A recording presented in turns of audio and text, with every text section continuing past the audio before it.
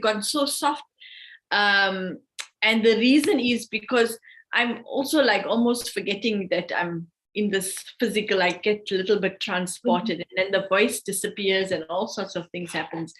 But I really think it's a nice thing. And you were actually very helpful to me, because just then, actually somebody came at the door and I had to attend to them. And that's why I kind of said to you, please, will you do it? So I'm firstly an apology, but I think I know a little bit that you are quite resourceful. So trust in your resourcefulness obviously was important, and it gave you that chance. So thank you, firstly. You're welcome. And, yeah, is Arushka in today? Yes, Arushka is ready and she's waiting. I tried the poll. I don't know how you're going to make us do this poll today. It's not possible. Oh no, it's very possible. So we're gonna do it step by step. So the thing is, when it comes to poses such as these, it can be intimidating at times, and it can be like, it may seem like it's very, very difficult to do. But there's always stages that you can go through in order for you to actually eventually get to the pose. So, Arushka, you're already seated, good. So bring your knees up, and you're gonna recline slightly back. So very gently now, grab onto the underside of your knees. That's it. First, bend the knee. Let's make it accessible to all of those that can't. So you can actually hold the knee, and you can be in that. It doesn't take away any of the benefits of the pose. You just helping yourself along. The other thing is, if you can't do that, you can do one leg at a time until you build enough core strength. Lift the other knee. I did it! Well done, sister. Well done. Okay, so you're gonna just lift one foot up while the other one is still bent at the knee and on the ground. That's it. So you're gonna just do one at a time, and then eventually you're gonna lift both up while you are still holding the backs of your knees. And then eventually you're gonna leave the back of the knees and just hold it. And it's all about core strength. And very gently now, Arushka, you can release the pose. Thank you so much. So well done, Sister Usha. For a moment, I was wondering where that voice was coming from.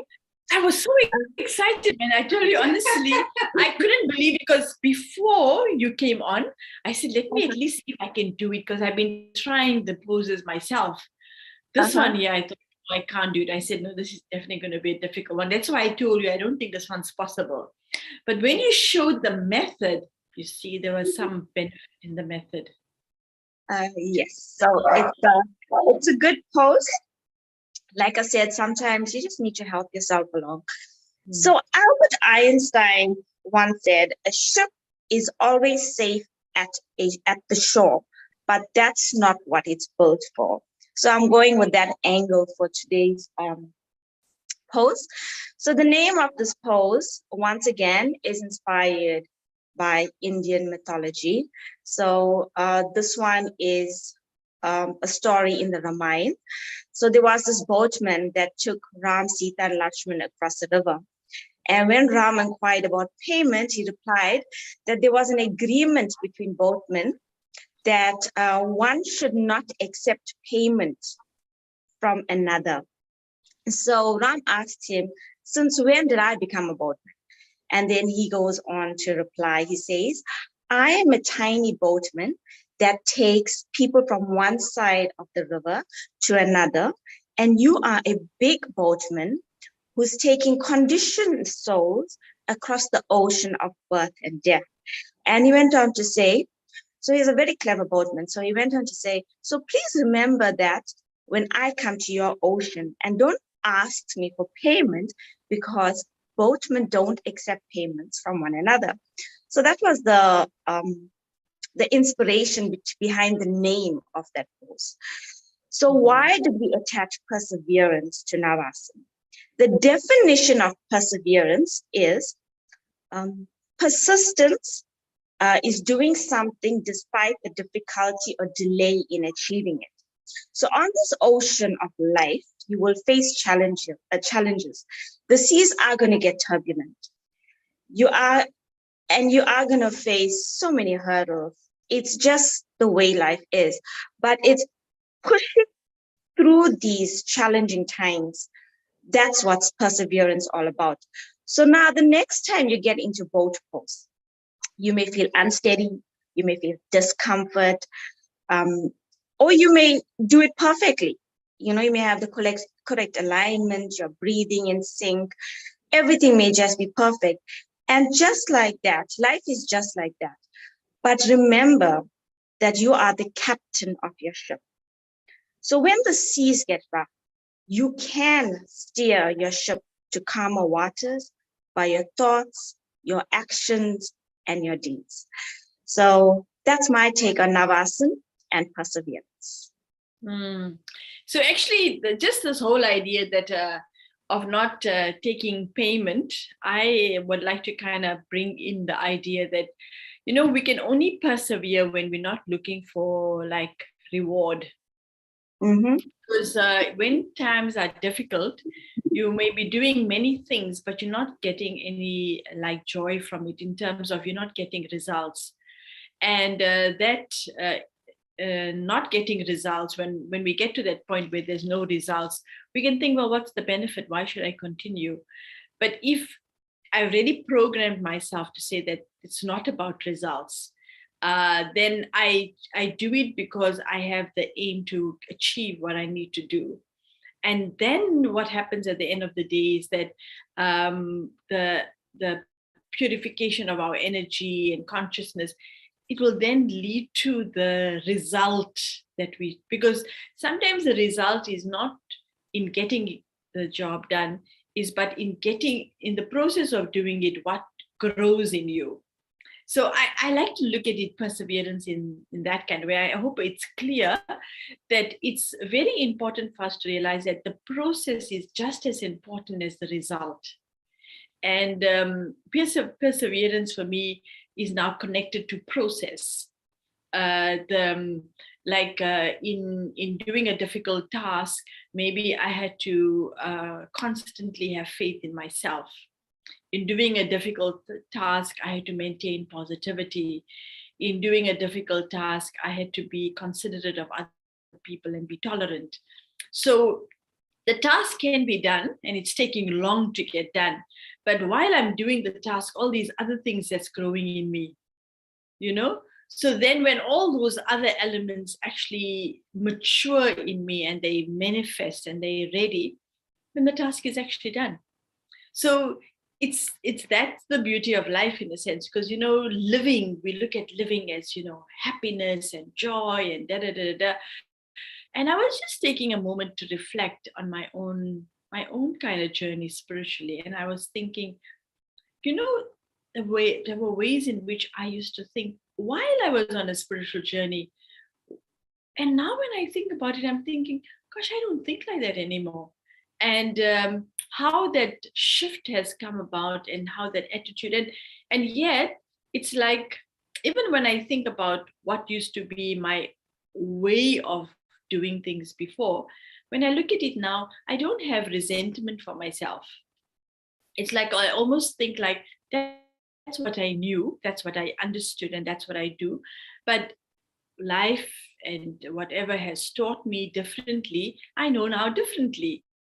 And I'm almost with a smile thinking, wow, it's so nice that I can myself see my own growth and see how all of that, which was sometimes the downs and the very ups and all of it, to have actually gone through all of that, to kind of build a kind of self that now makes me very flexible, makes me very strong. Because, when you have to lift your leg like that, it is the cord that is holding your feet up. And so to have such deep faith in the self is really something that just hit home for me as we were talking about it. I don't know if there's any more things that you'd like to share on that line, but I'll also read the card that we created for today's perseverance. Maintaining faith during difficult situations, I continue to move forward without looking for a quick fix. This power of perseverance gives me an opportunity to heal, strengthens my resilience, and allows me to grow. So, those three qualities of growth and resilience and even giving me that ability to withstand all the odds, it means that internally there must be so much of faith in myself that I don't give in to the external things not working out.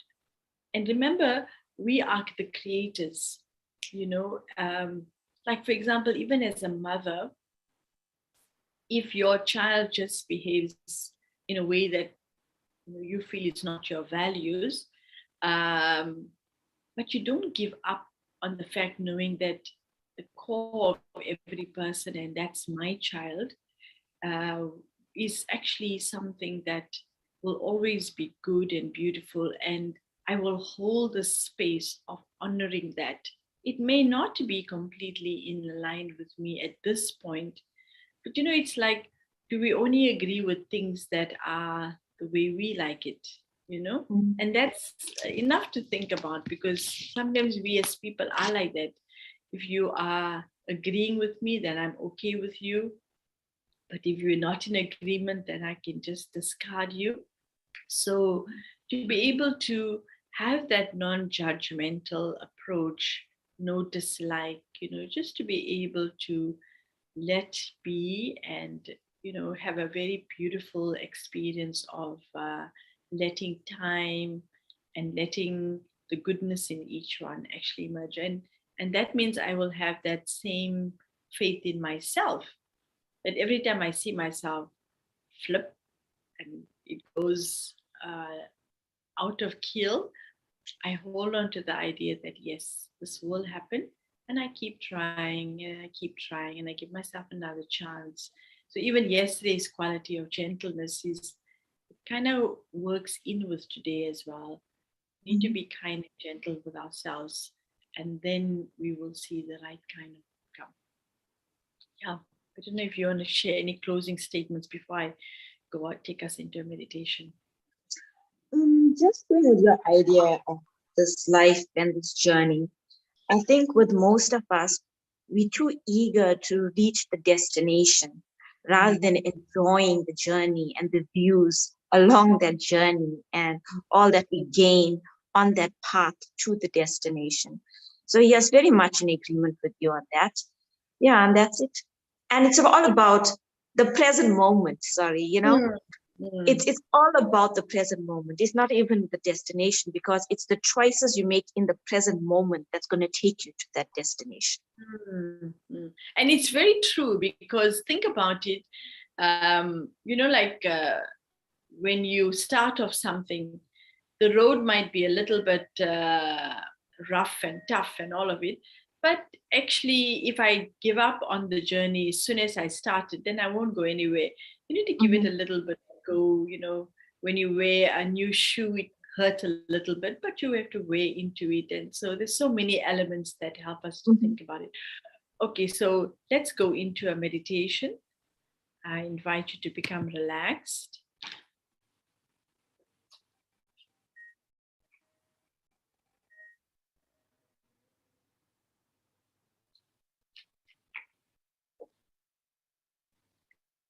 In the silence of my own being, I allow myself to take this few moments and just scan the history of my birth, my life, and think about all the different things that I've been through, the ups and downs, the flat, boring parts of my life.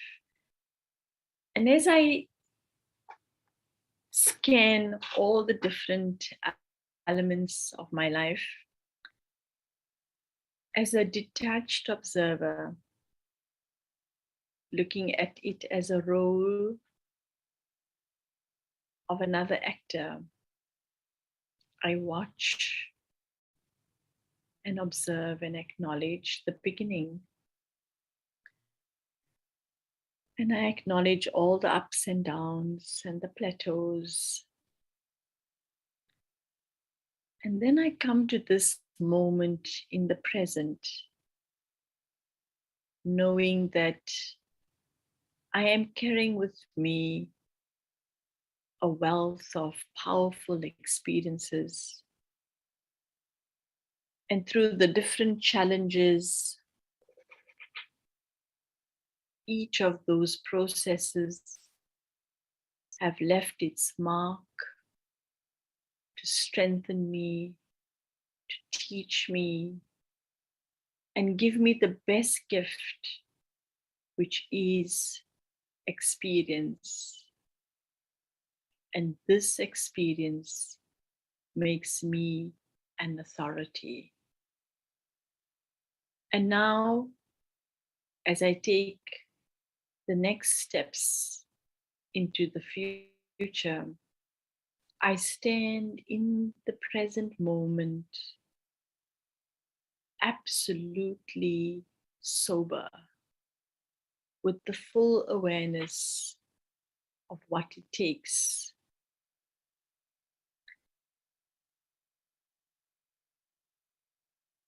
It is as if I am in real time and I can make a true analysis of what is inside of me so that I can use that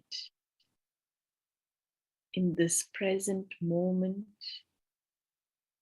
to project myself and create the outcome that I desire.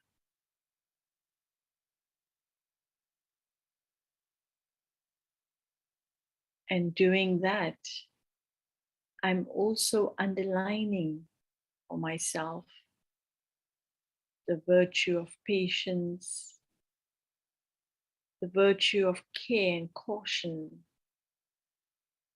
the virtue of determination, and most important, that virtue of self-respect. And as I stand on this platform, I can project myself to that outcome, knowing that that outcome, as I create it, will definitely unfold. And so I leave that in front of me as a landmark. And now I align all my virtues and values to that outcome and take one moment at a time.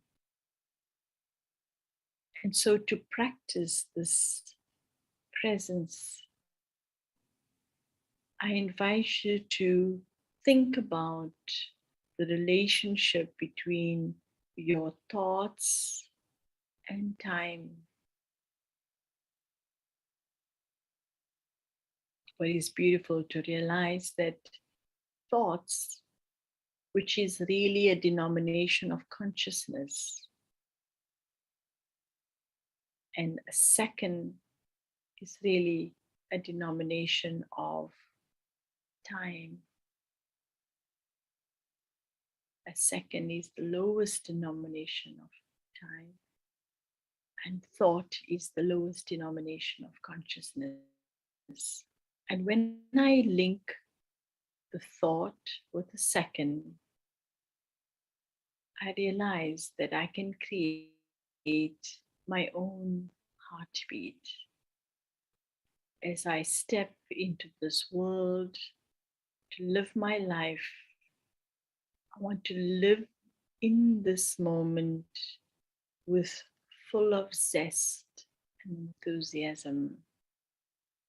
And so I create this powerful mantra of 1 second, one thought.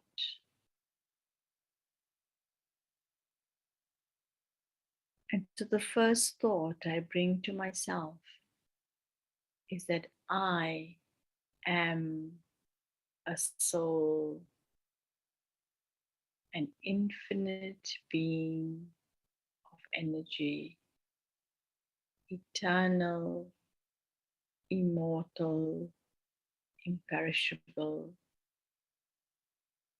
My home is far from this physical world of change. I come from that sixth dimension, the spiritual realm, where I am pure light, free from any duality, constant being of pure energy. This energy that I am is peaceful. So my next thought is I am a peaceful being, or I am peace. And as I speak these words, my mind connects to that infinite source of stillness and silence that is so accepting, so neutral, so full of life. And the very nature of that being is peace.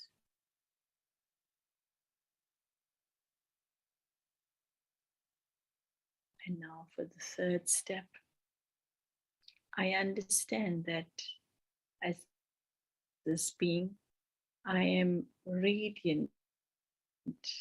And so that which I am, which is light, allows the peace to flow through in the form of rays reaching out in all four directions.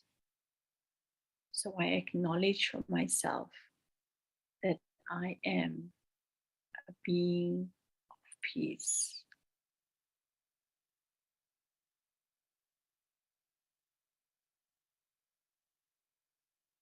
And now, having clarified our three statements, I am a soul, I am a being of peace, I am a soul. I create for me a very beautiful meditation which I can go to from time to time in the day and begin to collect moments of peace and love. I allow myself to connect that pure consciousness to every second. So let me begin. I step into that awareness that I am a soul and I, the soul,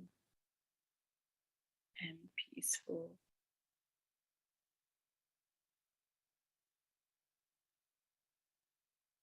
And this peaceful soul begins to radiate,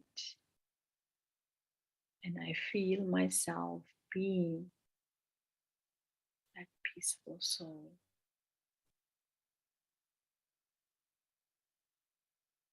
I remind myself that I am a soul, I am peace, I am a being of peace. And these thoughts are powerful seeds to allow that growth of peace and love into the world.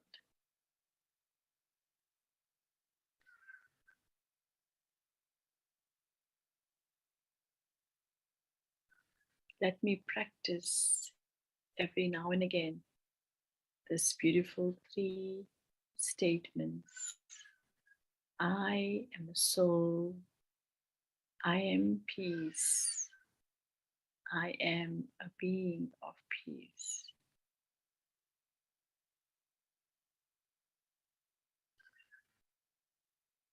Let my thought and second remain in harmony and allow it to become the pulse of my life. I am soul. I am peace. I am a being of peace. Om Shanti. Have a beautiful day and keep your breath in sync with time and let the peace flow from you into the world.